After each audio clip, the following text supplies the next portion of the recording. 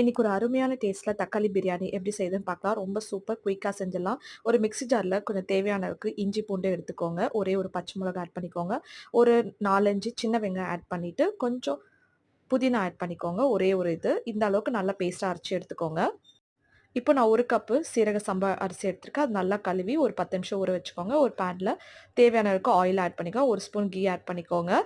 2 பெரிய வெங்காயம் ஆட் பண்ணி கொஞ்சம் கலர் மாற வரைக்கும் நல்லா வதக்கி எடுத்துக்கோங்க. இப்போ தேவையான ஸ்பைசஸ் ஆட் பண்ணிக்கலாம். பட்டை, லவங்கம், கிராம்பு, ஏலக்காய், சோம்பு கொஞ்சம் ஆட் பண்ணிக்கோங்க. ஒரே ஒரு பச்சை மிளகாய், இப்போ அரைச்சு வச்சிருக்கிற இஞ்சி பூண்டு பேஸ்ட்டு, அந்த மசாலா ஆட் பண்ணி நல்லா பச்சை வாசனை போற வரைக்கும் நல்லா வதக்கி எடுத்துக்கோங்க.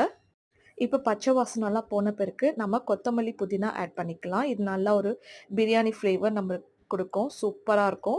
இப்போ தக்காளி வந்து நான் ஒரு 4 தக்காளி நல்லா கிரஷ் பண்ணி வச்சிருக்கேன். அதுவும் இதுல ஆட் பண்ணிக்கோ. தேவையான உப்பு ஆட் பண்ணிக்கோங்க.